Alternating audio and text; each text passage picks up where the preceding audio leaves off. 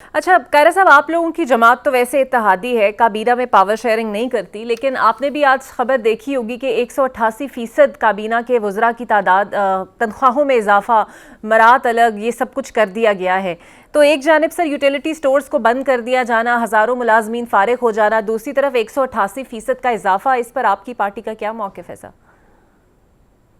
ایک وزیر کی تنخواہ کتنی ہونی چاہیے یا ایک ایم این اے سینیٹرز کی تنخواہ کتنی ہونی چاہیے، پہلے یہ فیصلہ کریں، پھر اس سوال کا جواب میں دیتا ہوں۔ آپ کے خیال میں ایک جو ایم این اے ہے یا سینیٹر ہے، جو عوام کا، پاکستان کے چند لوگ ہیں جو حکومت چلاتے ہیں، جن کا کام دن رات یہی ہے، ان کو کتنے پیسے ملنے چاہیے؟ یہ نہیں کہ وہ امیر لوگوں کا کام ہے، ان کو تنخواہوں کی ضرورت نہیں ہے، ہاں ایسے لوگ بھی ہیں۔ اگر آپ نے یہ فیصلہ کر لیا ایم پی ایس کو تو پیسے چاہیے ہی نہیں، ان کو تو وزراء کو تو والنٹرلی کام کرنا چاہیے، تو اس کا مطلب ہے کہ اب ہمارے ملک کے اندر صرف پیسے والے سیاست کریں گے، کیونکہ وہی ایم این اے بنیں گے، اپنے خرچے سے پالیٹکس کریں گے، وہی وزیر بنیں گے، اپنے خرچے سے وزارت چلائیں گے، تو پھر اس کا مطلب ہے کامنر کا سیاست کے اندر رول بند ہو گیا۔ کیا یہ مناسب ہے؟ اگر ایک ایم این اے کو آپ کے ایک ڈپٹی سیکرٹری یا آپ کے ایک ڈی سی جتنی سہولت بھی نہ ہو، ایک 18 وہ اس کے برابر اس کو تنخواہ میں اگر اضافہ کر کے یہ کہا جائے تنخواہ ایک ایڈیشنل۔ بالکل صحیح، بہت شکریہ قائرہ صاحب۔ ہم تو ہمیشہ، اور آپ بھی جانتے ہیں کہ ریاست ماں کی طرح ہوتی ہے، لیکن اب جو نئی اصطلاح متعارف کرائی گئی ہے وہ ہے ہارڈ اور سافٹ اسٹیٹ کی۔ آپ کی خیال میں یہ سافٹ اسٹیٹ کون سی ہے اور ہم اسے ہارڈ اسٹیٹ کیسے بنائیں گے اس وقت میں؟ پہلی گزارش تو یہ ہے کہ ریاست ماں کے جیسی ہے، اور ماں بڑی نرم ہوتی ہے، بڑی پیاری ہوتی ہے، بڑے لاڈ کرتی ہے،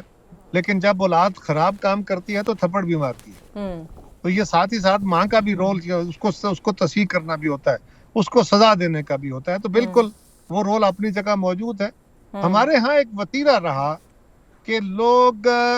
ایک گروپ اٹھا، اس نے کہا جی ہم قانون اور آئین کو نہیں مانتے، یہ ہمارے مطالبے ہیں، ہم دھرنا دے رہے ہیں۔ وہ آگے سڑکیں بلاک کر دیتے ہیں، وہ سول آرڈر کو ڈسٹرب کر دیتے ہیں، اور اس ڈسٹربنس سے پاکستان کی معیشت کو، پاکستان کی معاشرت کو، سیاست کو نقصان ہوتا ہے، اور لوگوں کی قیمتی جان و مال کا نقصان ہوتا ہے، پاکستان کا قیمتی خزانہ ضائع ہوتا ہے۔ اس کے لیے ریاست کا ہمیشہ چلن یہ رہا کہ چلو یار، ان کے ساتھ بیٹھ کے بات کرو، جو ریلیف دے سکتے ہو دے دو،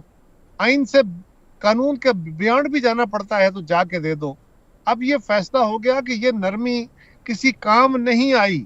اس کا ریاست کو نقصان ہوا، لہٰذا اب ہمیں یہ راستہ بند کرنا ہوگا، اور اب ہمیں قانون کی سختی،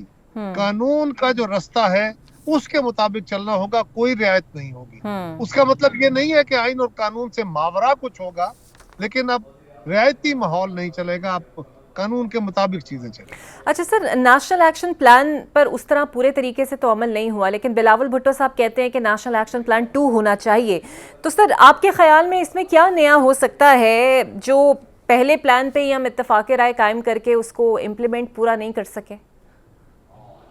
اس کو تو جی امپلیمنٹ پورا نہ کرنے کی وجہ یہ تھی، جب ہمارے پر عمل درآمد ہوا تھا تو پاکستان میں امن قائم ہو گیا تھا۔ خان صاحب کے دور میں آ کے کیا ہوا کہ ان طالبان جو یہاں سے بھاگ کے گئے تھے، جن کے بیانیہ کے خلاف ریاست پاکستان نے ایک بیانیہ بنایا تھا، اور جس میں مدرسہ ریفارمز تھی، ایجوکیشنل ریفارمز تھی، اور بہت سارے ایڈمنسٹریٹو میئرز تھے، وہ لینے کا فیصلہ تھا، اس پہ عمل درآمد روک دیا، اور ان لوگوں کو جتھے در جتھے، اپنے مسلح جتھے لے کے، اپنے ہتھیار لے کے، ان کو پاکستان میں آ کے آباد ہونے کا حق دے دیا۔ اس سے نقصان ہوا۔ جو مدارس بند ہوئے تھے ان کو پھر کھول کے وہاں اسی طرح کا جو نظام ہے وہ مسلط کرنے کی اجازت دے دی گئی۔ یہ کسی صورت قبول نہیں ہو سکتا تھا۔ بالکل صحیح۔ اس کے لیے وہ کہہ رہے ہیں کہ دوبارہ سے جماعتوں کو بیٹھنا چاہیے، قومی اتفاق رائے کرنے کی کوشش کرنی چاہیے، لیکن اگر کوئی ہٹ دھرمی پہ ہے کہ ہم نہیں مانتے تو نہیں مانتے تو نہیں مانتے، جو مانتے ہیں وہ اکٹھے ہوں،